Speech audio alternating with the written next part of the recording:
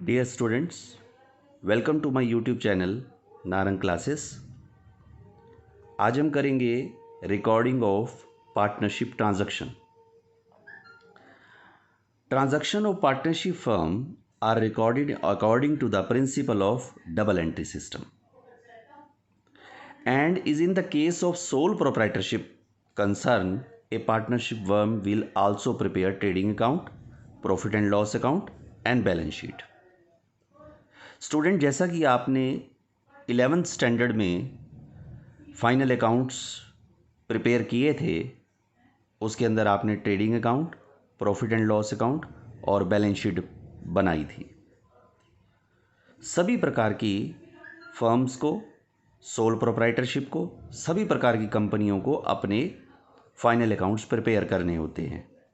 उसी प्रकार partnership firm को भी अपने trading account, profit and loss account और बैलेंस शीट प्रिपेयर करनी होती है।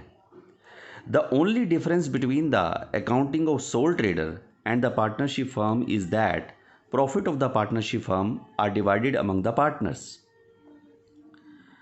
पार्टनरशिप फर्म और सोल प्रोप्राइटर फर्म में सिर्फ इतना ही फ़र्क होता है कि पार्टनरशिप फर्म में प्रॉफिट जो है वो सभी पार्टनर्स के बीच में डिवाइड होता है। Usually for this purpose the profit as per the profit and loss is transfer to newly opened account, namely profit and loss appropriation account. इस प्रॉफिट को डिस्ट्रीब्यूट करने के लिए एक अलग से नया अकाउंट खोला जाता है जिसे हम profit and loss appropriation account के नाम से बुलाते हैं।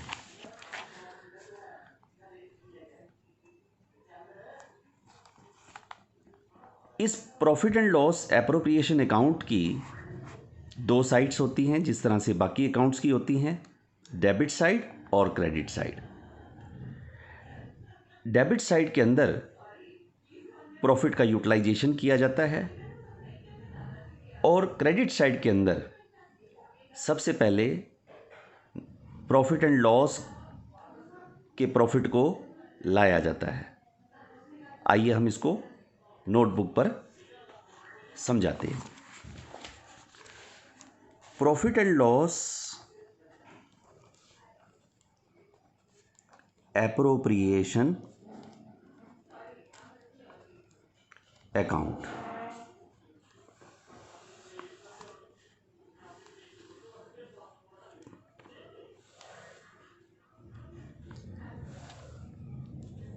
प्रॉफिट एंड लॉस एप्रोप्रिएशन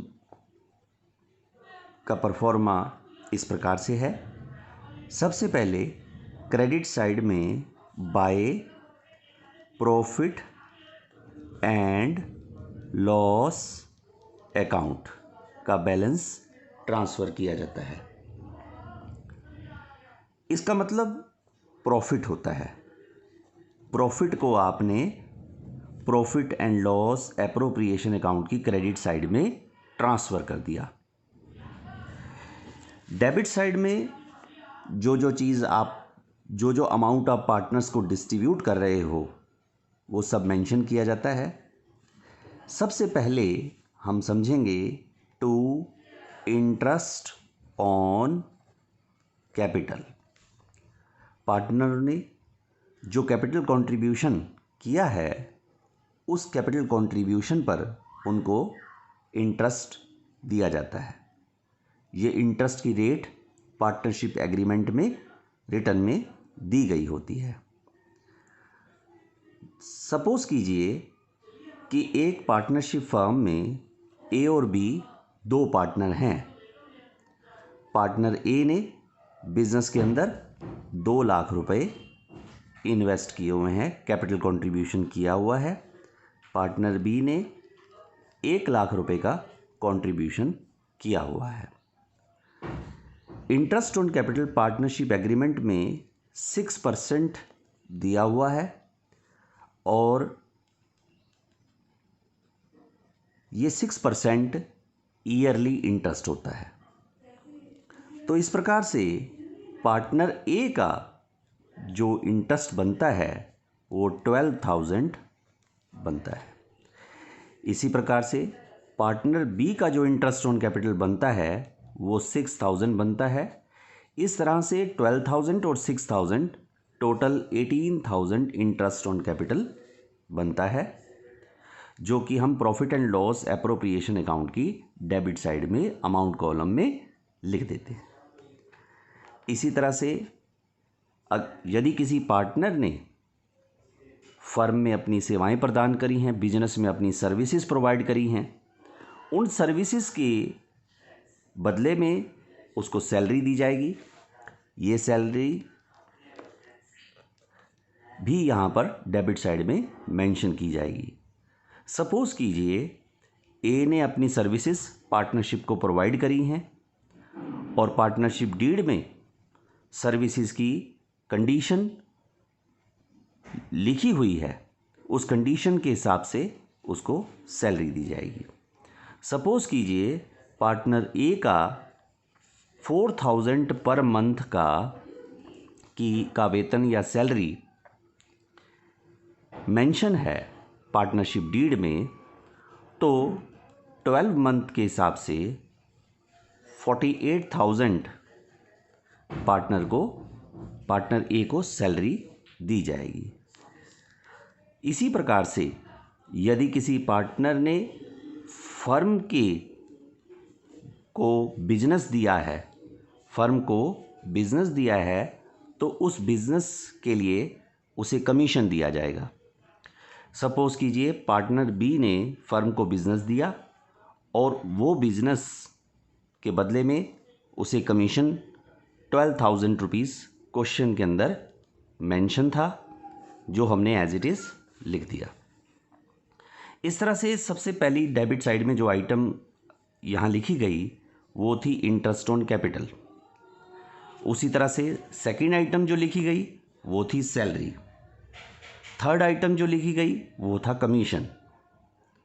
इसी प्रकार से जिस तरह से हमने इंटरेस्ट ऑन कैपिटल लिखा, उसी प्रकार से पार्टनर ने अपने पर्सनल यूज़ के लिए जो पैसा बिजनेस से निकाला है, जिसको हम ड्राइंग्स कहते हैं, उस ड्राइंग्स के ऊपर भी इंटरेस्ट फर्म चार्ज करेगी।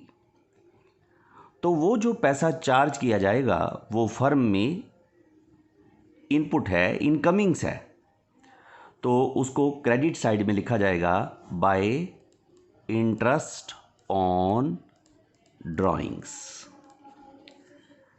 इंटरेस्ट ऑन ड्राइंग्स में पार्टनर ए, पार्टनर बी, सपोज़ कीजिए पार्टनर ए ने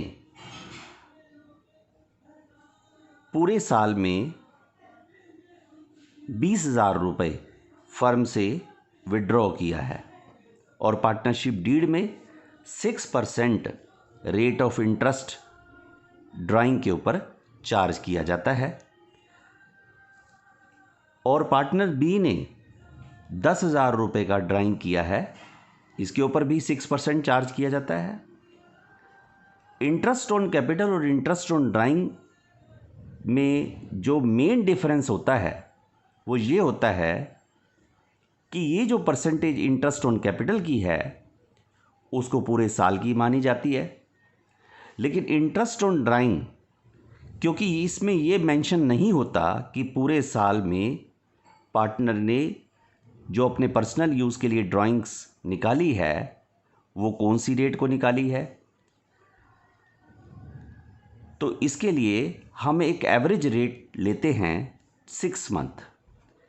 हम interest on capital, interest on drawing के लिए 6 महीने का एक औसत समय मान लेते हैं। तो 6 महीने के हिसाब से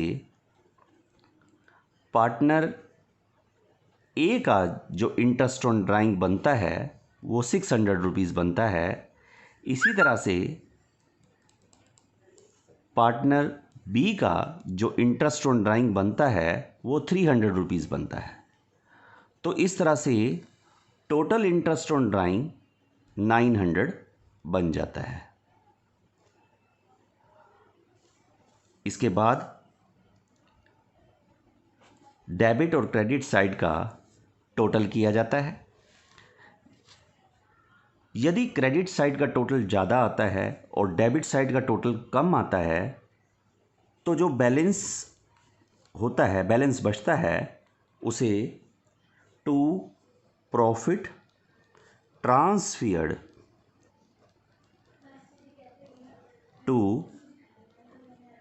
पार्टनर्स कैपिटल अकाउंट, वो बैलेंस बचा हुआ प्रॉफिट माना जाता है और वो बैलेंस पार्टनर्स के बीच में उनकी प्रॉफिट शेयरिंग रेशो में डिस्ट्रीब्यूट कर दिया जाता है। तो ये था profit and loss appropriation account का एक एग्जाम्पल। इसके बाद पार्टनरशिप के अंदर profit and loss appropriation account बनाने के बाद